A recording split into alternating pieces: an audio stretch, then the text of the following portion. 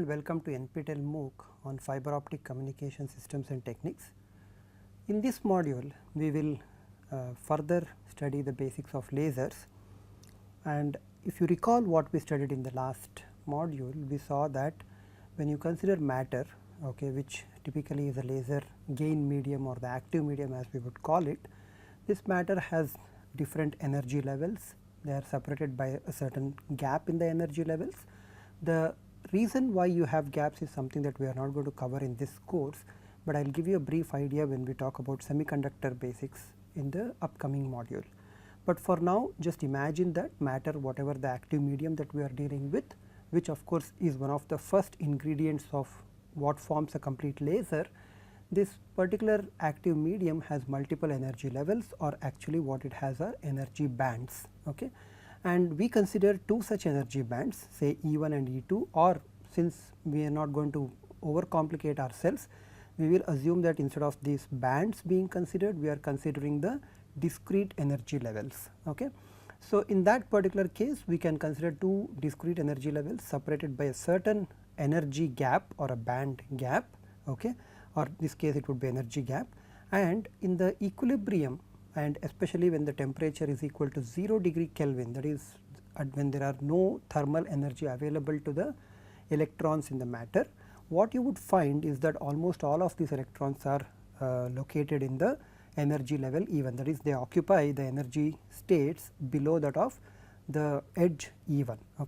And if you now assume that the temperature is actually greater than 0 degree Kelvin, then each electron has on an average a thermal energy of kT, which causes a few of the electrons to just get excited and land in the second energy level. Of course, as we have already seen, these electrons which have landed or atoms which have landed in general, they do not stay there for quite long, and they actually spontaneously come down from the higher energy level E2 to the lower energy level E1. And this interaction or if this reaction where the excited atoms or the excited electrons fall down spontaneously on their own without any intervention or without any external energy that is being supplied is called as the spontaneous emission, and this is one of the interaction that we have already spoken about. Of course, this excitation that has happened is also spontaneous in the sense that this excitation is not because of any external energy source, but the energy source coming simply because the matter is now at a non-zero temperature. So, this thermal energy which causes the electrons to just kind of go up or being excited into the next higher energy level also occurs spontaneously. So, you could in fact call this as kind of a spontaneous absorption, but this case spontaneous absorption of what? The spontaneous absorption of the thermal energy. But you see that it is not very convenient way of talking about it. So, we do not normally attribute any specific name for this interaction of electrons or atoms taking amount or absorbing a certain amount of kinetic thermal energy and then jumping up to the next energy level. But it is possible to actually excite atoms in a much more controlled way by having external pump signal. So, having an external pump signal allows these atoms in the ground state to actually absorb the energy coming from external energy source, which we call as the pump, which is typically optical signal or photons, or it could be simple current. So, both types are used in fiber optic communication systems to make different kinds of lasers. The one that is optically pumped is what is called as the erbium doped fiber, and you make a laser out of it. We call this as erbium doped fiber laser. But the semiconductor lasers do not really have an optical pumping, they have this electrical pumping. So, the idea is that you create certain amount of energy, or you actually supply certain amount of energy to the atoms which are in the ground state E1, so that when they absorb that energy, they can jump up to the higher energy state, or they can move to the next higher available energy state. And this process is called as absorption due to external pump being incident on the matter. Finally, when you have created sufficient number of excited electrons and all these electrons are essentially present in the form of excitation, very few of them start to drop on their own, okay, and how much of excited atoms drop spontaneously is proportional to a certain constant A times whatever the density of population that exists in the energy level E2. So, we call the density of population. So, as we have already seen the floor, ground floor and the first floor analogy in the previous module, you can think of simply this as the population density, the number of people, so to speak, each carrying the same amount of energy and located at the first floor, and when they randomly drop down and combine with the vacant space below, or they just go to the vacant space below, that is called as a spontaneous emission. Okay. So, of course, when they do so, they would actually emit a photon, okay, of an energy that is the difference between the two energy levels. So, the photon energy is hf, where h is the Planck's constant, and this energy that is emitted will be equal to the energy difference between the two levels E2 and E1. Okay. So, this spontaneous emission rate, that is the rate at which these atoms in the excited state fall down on their own, is kind of very small, okay, which means that most atoms do not, as soon as they land up on the higher energy level E2, they will not automatically drop down, okay, but they do drop down after a certain characteristic lifetime, which is proportional to the constant A. Incidentally, this constant A is called as Einstein's A coefficient, and it is really not a constant, it depends on several factors, but for our application or for our purposes, we will assume that this is to be a constant, okay, and this is called as Einstein's A coefficient, because it is the coefficient A, and this idea or this theory of what is called a semi-classical theory of radiation was first given by Einstein, and this is a very interesting and very simple ideas or simple way of tackling what happens with the when the radiation interacts with matter. Okay. Radiation, by radiation I mean optical energy. So, or it could also be the energy that is released in the form of photons by the lasing action itself. Okay. So, as we have seen, very few of them drop down by spontaneous emission, but when you now send in an external photon, okay, or it could be a photon that has been just generated with the noise, whose energy actually matches that of the energy difference E2 minus E1, then this photon will cause the electron here to drop down. Okay. So, this, and once it drops down, it of course emits another photon, okay, of the same energy hf, and it turns out that this new photon that has been emitted will, so this photon which has been incident is not actually absorbed, it is just used to trigger the excited atoms which are in the energy level E2 to drop down to E1, thereby releasing a photon. Therefore, after this first interaction, what you will actually see is that you have two photons which are identical in all aspects, and they have the same energy, they have the same polarization, and they have they are in coherence with respect to each other. Okay. So, you will actually see two photons. Now, these two photons go and trigger additional electrons or additional excited atoms which are present in the energy level E2, which will then fall down to generate a total of about 4 photons, right. So, you will now have, instead of 2 photons, you now have 4 photons, and as the external or as the noise induced initial photon kind of builds up, this process of emission continues to happen until all of the excited atoms in the energy level E2 have completely dropped down to E1, so as to give you a huge radiation. Okay.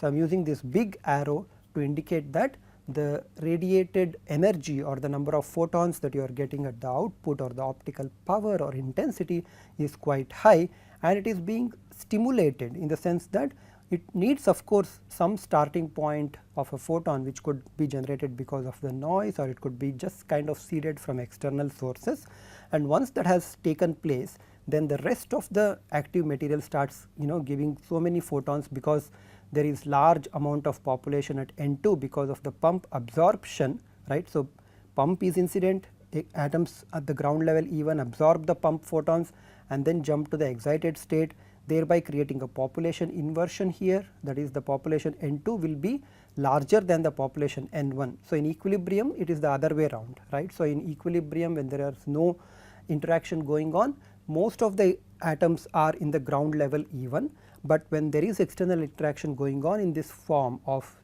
pumping and subsequent absorption of the pump photons or the pump energy, then the number of atoms in the energy level E2 far exceed that of the atoms in N1, which of course is what we call as population inversion, and that is one of the key ingredient for a laser. So, once population inversion is achieved, then any small trigger kind of a thing, small in the sense that a very minute amount of initial seed photons are necessary to trigger this action, which causes or which builds up through the laser medium, and this process of building up a coherent radiation by continuously stimulated emission is in fact called as stimulated emission. That is, this is called as stimulated because it is being triggered by another photon, let us say.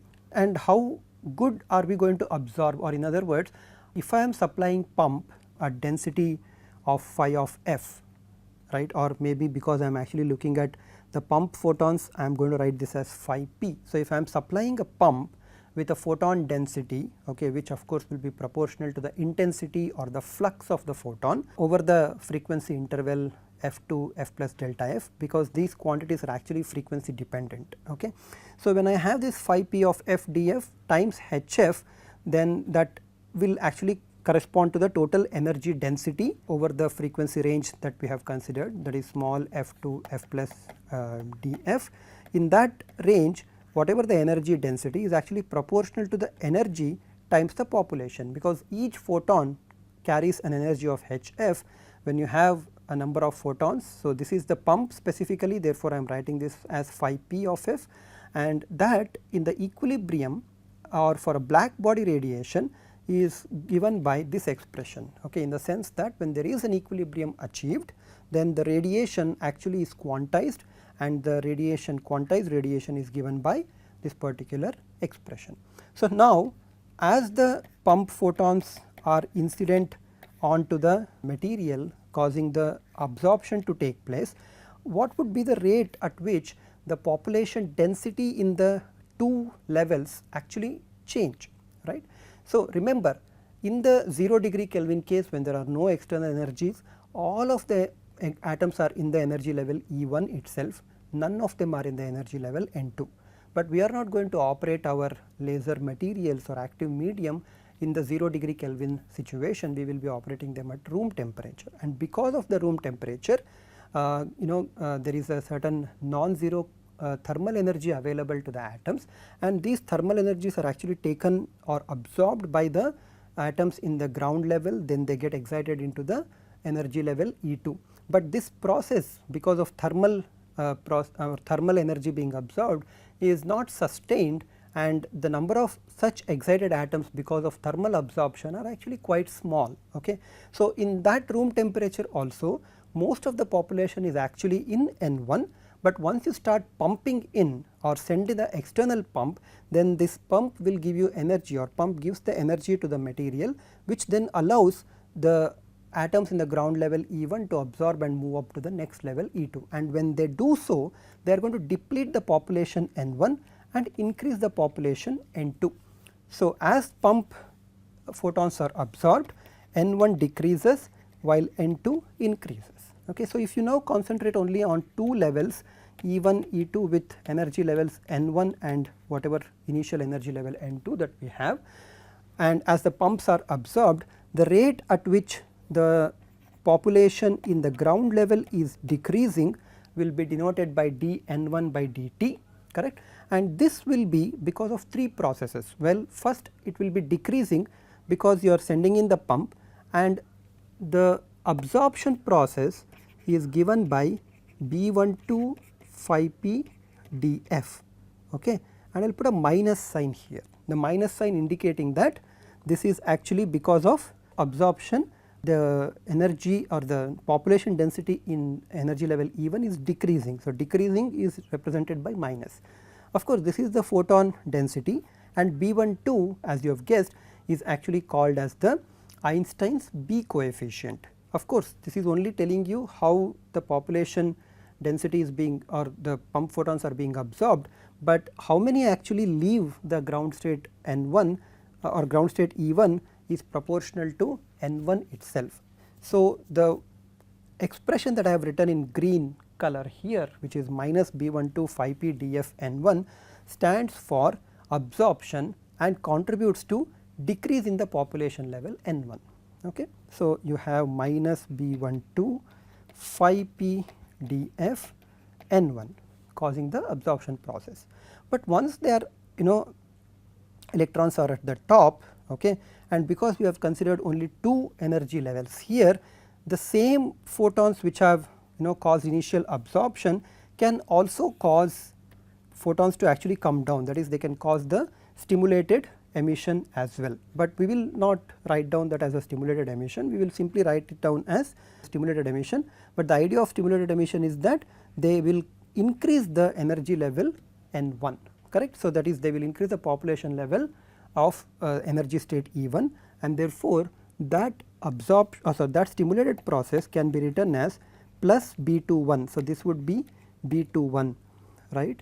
This is B21 where 21 stands for interaction from 2 to 1 or emission from level 2 to level 1. So, this would be B21, and of course, it is proportional to phi p df and whatever the population level that exists at N2. Okay. So, this is plus B21 phi p df N2, and of course, there is another term that we should not forget. The other term is the spontaneous emission term, right. Spontaneous emission term is, as we have seen, is simply proportional to A times N2, or in fact given by A N2, and it is N2 because it is spontaneously coming in from energy level E2. So, these are the 3 interactions on the right hand side which describe how the population density at E1 is changing. So, if you think of population density being decreased or increased as some sort of a current, then you can think of this equation that we have written as a Kirchhoff's current law, wherein the current here in this particular node will be given by outgoing current plus the incoming current. Okay. So, outgoing current is because of absorption, incoming current is because of the stimulated and spontaneous emission. Okay. So, we have written this equation, and I will leave as an exercise for you to write down an equation for N2. Okay. Again, be careful, any decrease in the population will be represented by a minus sign, any increase in the population will be represented by a plus sign, and for now consider only the 2 energy levels. Okay. I will tell you that only matters which have only 2 available energy levels will never allow laser to happen, or whether they will never allow lasing to happen. So, 2 levels are not good for lasers. Okay. So, 2 levels are not going to give you any laser. So, you need at least 3 levels, but most materials are 4 levels, but in some approximation one can think of them as 3 levels. So, in fact, the helium neon laser which operates at 632.8 nanometer, or the INDIAG laser which operates at 1064 nanometers, both these are 4 level lasers. Even the semiconductor injection laser diode is also a 4 level laser, but for some applications or for some with some simplifying assumptions, we can treat the 4 level systems as 3 level systems. Okay. So, 3 level gives you a nice, it is a minimum required level for lasing, and also is most applicable with some approximations of course for the more practical 4 level systems, and we will of course look at 3 level systems. But before that, the reason why I am considering only 2 energy levels is very simple. We have seen how the population densities look like when there is equilibrium or when there is no external energy being supplied in the form of a pump. In that case, we know that the population density N2 will be much less than the population density N1, and there is a relationship between these two which we have seen in the previous module. So, that relationship is an exponential relationship, right. Now, that we have some absorption and or we have some pump radiation being incident, and this we have allowed for stimulated, spontaneous and absorption, 3 different kinds of interaction with the radiation. What do you expect the relationship between B12, that is where the transition is from energy level E1 to energy level E2, and B21 where the transition is from E2 or energy level E2 to energy level E1, right. This is the stimulated emission, this is the stimulated or this is the absorption, right. So, what do you think of the 2 relationships, are they equal, are they different, is B12 smaller than B21 in magnitude, or B12 is greater than B21 in magnitude, and what is the relation with respect to A. All these relations can be obtained by reconsidering a situation where we are in the equilibrium, or I would actually call this as steady state. Okay. All that process of initially pumping in and absorption and all the things have happened, and now we have reached a steady state or an equilibrium. In the steady state, what happens is that there is a balance between absorption and emission. So, which means that the population density level dN1 by dt does not change, and in fact that would be equal to 0, that is the rate will be equal to 0. Okay. So, what it means is that all absorptions are balanced by emissions, one will be stimulated, one will be spontaneous. So, now if you set this dN1 by dt equal to 0 in the previous equation, that is in this equation, and then equate the terms, what you get is phi p df being equal to A21 N2 divided by B12 N1 minus B21 N2. So, please take this as a exercise in case you want to know how this equation is derived, and this equation is interesting because now what I am going to do is I am going to take this N1 out, so that I can write this as A21 N2 by N1, and then I have B12 minus B21 N2 by N1. But I know the ratio of N2 by N1. What is the ratio of N2 by N1? N2 by N1 is e to the power minus E2 minus E1, which of course is the energy gap, right. So, divided by KT, KT of course is the thermal energy. So, now I also know what is the energy density, right. So, that energy density was rho f df, and this was given by 8 pi hf cube df divided by c cube e to the power hf by kt minus 1.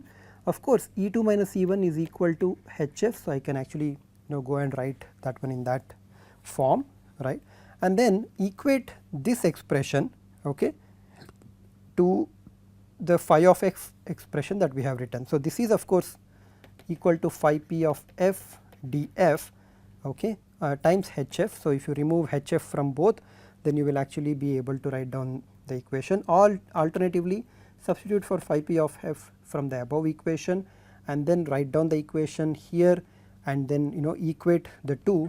What you get is hf A21. So, sorry, I changed the notation here slightly. Instead of A, I have written it as A21, just to indicate that this is interaction from second or energy level E2 to E1. Okay. So, you have hf A21 by B21 df divided by B12 by B21 e to the power hf by kt minus 1. So, you can see that these two are essentially same, or equate the two terms out there, and what you will actually see is that B12 will be equal to B21, okay, because you look at the denominator here, sorry, this has to be in the bracket. So, you look at the equation here. So, you have e to the power hf by kt minus 1 multiplied by B12 by B21, and you have e to the power hf by kt minus 1, that would be B12 by B21. Therefore, we are led to a very important conclusion that the coefficients, Einstein coefficients of absorption is exactly equal to the Einstein's coefficient for stimulated emission. And then you have all this term hf A21 B21 df being equal to 8 pi hf cube df by c cube, and then you can equate the two to obtain A21 divided by B21, which is the ratio here, to be equal to 8 pi f square divided by c cube. Okay. So, I think there is a df, no, the df anyway will cancel. So, you have A21 by B21 being equal to 8 pi f square by c cube.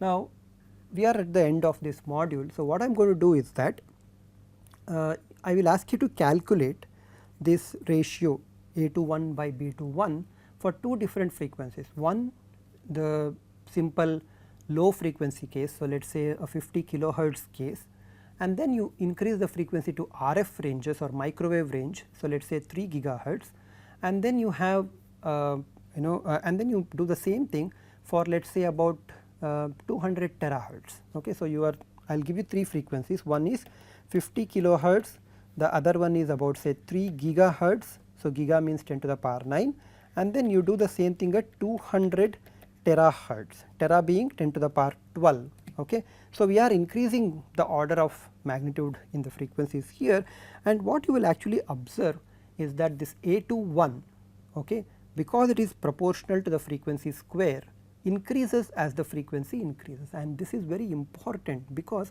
at low frequencies, whenever you send in some light or shine light onto a matter, right, you are still giving some amount of energy, right, and then there is some movement from ground level to the other level if if the particular matter supports that one, but the spontaneous emission is is so small in this case that you can completely ignore that. But spontaneous emission cannot be ignored when you start increasing to the frequency, say that 200 terahertz. 200 terahertz is roughly equal to 1550 nanometers, which is where you are operating in the fiber, you are operating with the optical fibers. So, to summarize what we have seen in this module, what we started off was by looking at the two population levels N1 and N2 belonging to the energy states E1 and E2. We saw 3 interactions: spontaneous, stimulated and absorption. We wrote down the rate equation. This equation where you see how the population density is changing is called as the rate equation. I will leave the rate equation for N2 to be written by you, and you can it will be essentially the same thing, but with minus signs replaced by plus signs.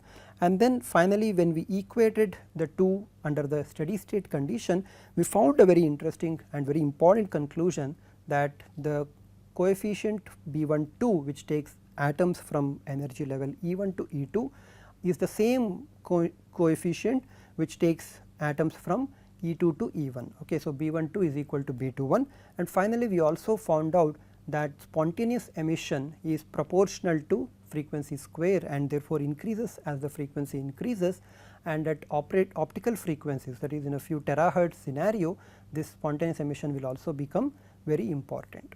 What we will do in the next module is to apply these concepts and rate equation for a 3-level system, and then talk about how to actually make a laser. Thank you very much.